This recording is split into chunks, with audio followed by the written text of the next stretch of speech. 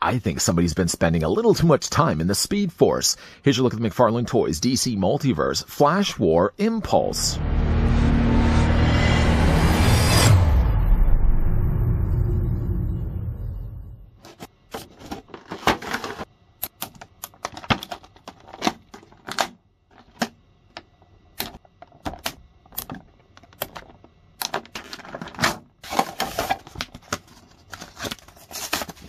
Bart Allen, a time-traveling speedster from the 31st century, became an important member of both the Flash family and Young Justice team. A multiverse-altering crisis occurred when he was trapped in the Speed Force, resulting in most of his teammates forgetting him and their shared history. Released when the Speed Force barrier was broken, Bart sought out his friends and family. Bart is one of those rare cases in which he's never really running out of time. Before, of course, we get a closer look at the DC Multiverse Gold Label Edition Flash War Impulse. Let's grab the tape measure and see how tall the figure stands. Not, though, a super new figure, but one, though, I still wanted to look at on this channel. Impulse, if looking at this correctly, stands about 6 3/4 inches in height, or the figure is about 17 centimeters tall. Let's bring in a couple of characters that know a little something about speed. Here's what Impulse looks like with the Dark Knight's 2-pack Flash. This one got packed along with Red Death. This one has the grimace face. There's also the smiling version of the Flash that utilizes essentially the same body. That same body also got utilized again when we got ourselves the Reverse Flash, which is basically just using the same body and cast in different plastic colors. Also, here's what the figure looks like with a figure that still isn't the same size as Impulse. As you can see, he's going to come up a little bit short, also compared along with the Speed Metal Dark Flash. Terrain that we usually cover when it comes to Flash figures gets also covered here as well with Impulse. Not only, of course, you get yourself the display stand and trading card, but you also get all these Speed Force effects. Look at my wiggling fingers over here. Those get all attached onto Flash's body in various sections. Impulse, though, like I said, does come included with the display stand, so nothing really new to report here. Still, once again, it's the black circular display stand with still the sizzled-on stamping of the DC logo and one neighboring peg off to the side that's going to plug into either one of the boots of Impulse. You only have one boot to choose from, so choose wisely. We're going to move that to the side. The figure also as well, stop being silly, the figure also comes included with the Flash War Impulse card. Now the thing about the card though is it sort of does depict Impulse in a little bit more of a younger state than what we're actually getting here for the figure. Very similar costumes in fact, but it does seem to be the case that he's a little bit younger though, featured on the front of the card. On the back though, his real name is Bart Allen. You can also pause this and read for yourself all about the exploits of the 31st century time-traveling speedster.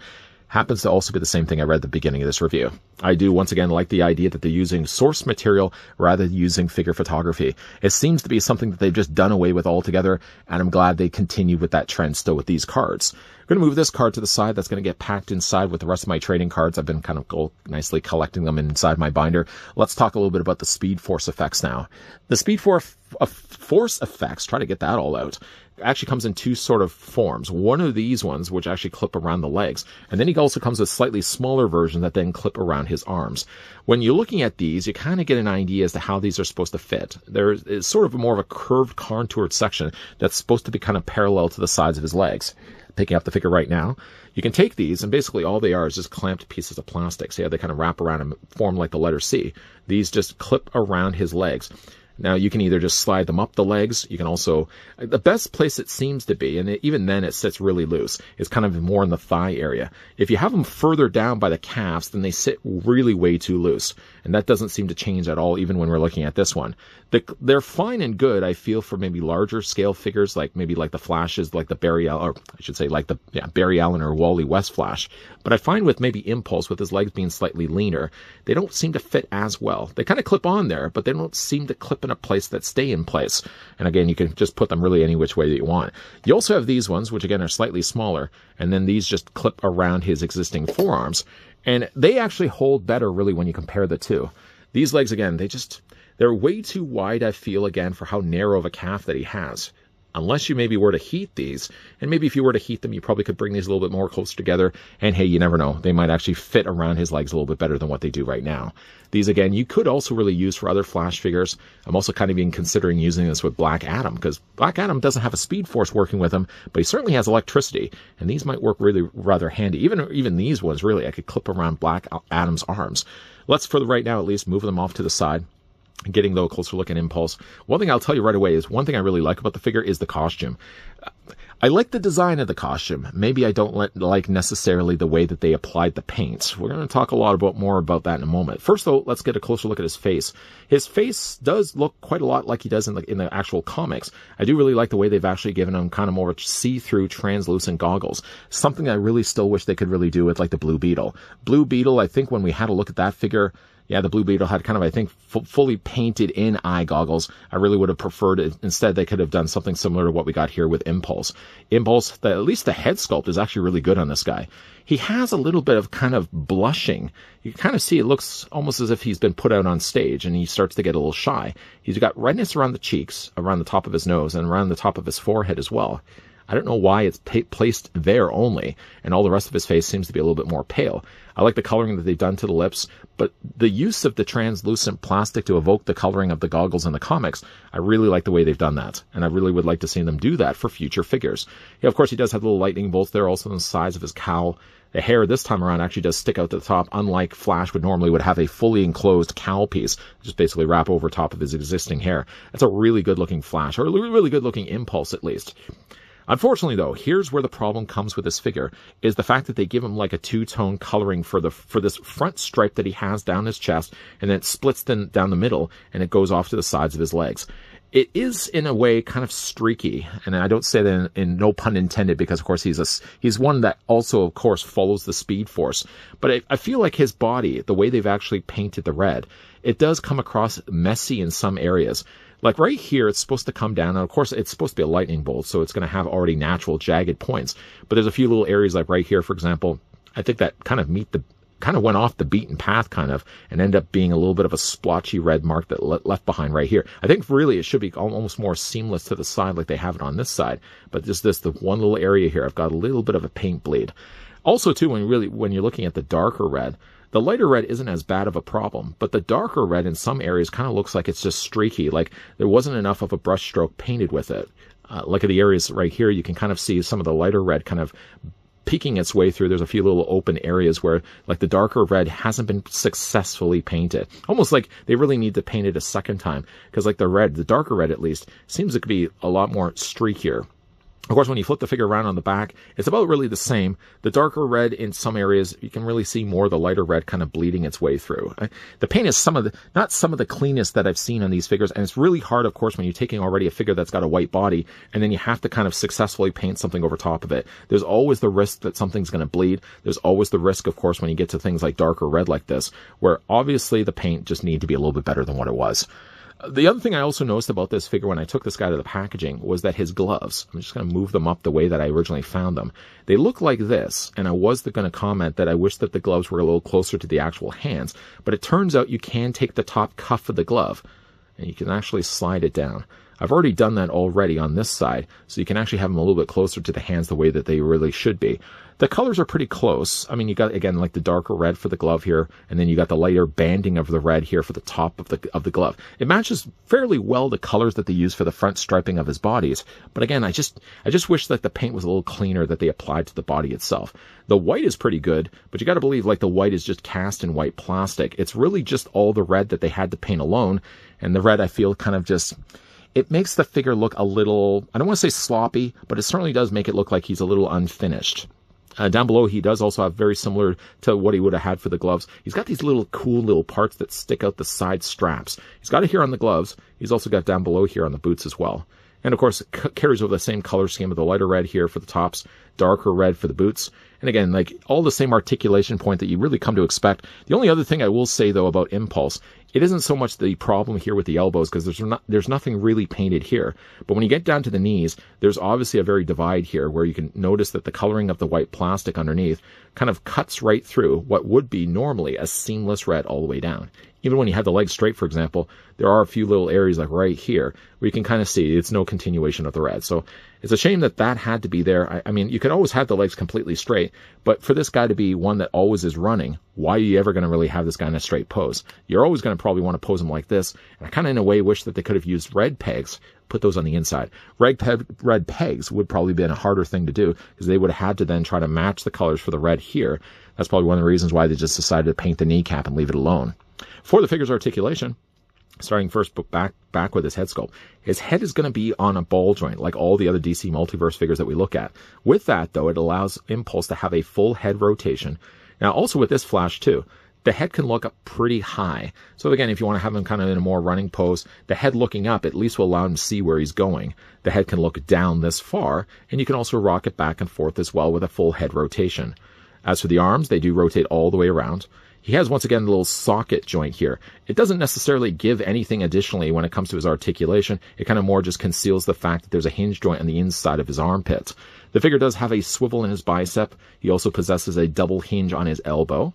And, of course, he always, as usually the case, has a rotation there in the hand where you can also hinge it back and forth. His upper torso is, once again, being on a ball joint. Similar in the way that his knee has a breakup of color. Obviously, if you're going to bring his torso far back like this, you're going to notice there's a big cut right there where the white plastic, the bare white plastic, is exposed underneath. But the torso does move quite freely. It moves forward that far, it looks back that bit, and you can also move it back and forth this way as well. The figure also has a secondary ball joint at the base of the abdomen, where you can also rotate the figure's torso that way as well. This skirting, I don't want to say the skirting, his lower trunks are once again using a softer plastic. McFarlane, I think, to their credit, has actually done a pretty good job of making the bodies a little bit more tapered, a little more fitted to the frame. In the past, when we have looked at trunks, for example, they tend to stick out a little bit farther. And I'm glad to see they kind of have found a way to make it a little bit more streamlined. One thing you may also notice, I don't know if you've noticed here on my fingers, I don't know if some of the paint is actually coming off. It may actually have been, I've had the figure out for like about a half hour, just kind of playing and learning the ropes sort of before I hit the record button. I've noticed that some of the paint, and maybe it's just my own eyes playing tricks on me, has found its way onto my fingers. It seems to be also on my thumb here as well. So I don't know if there is maybe a little bit of paint that's flaking off the figure. I don't know, I'm going to have to look at that a little bit further.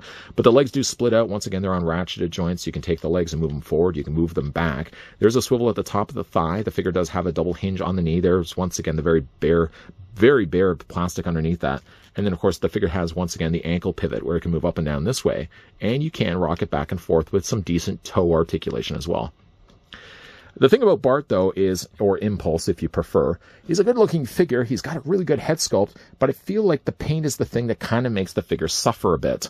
We can, once again, bring back in Bart. Bring back in, there's Bart already. Let's bring back in the original Flash, or one of the, at least the original Flash. I think there's actually been a recent Flash that has come out. I haven't had the chance yet to pick that figure out. Yeah, I like Impulse. I just, again, wish his paint was a little bit applied better. And I don't know, again, if I'm actually having paint coming off my fingers, it certainly does seem to be the case. Like you can see, there's a little bit of red on the end of it.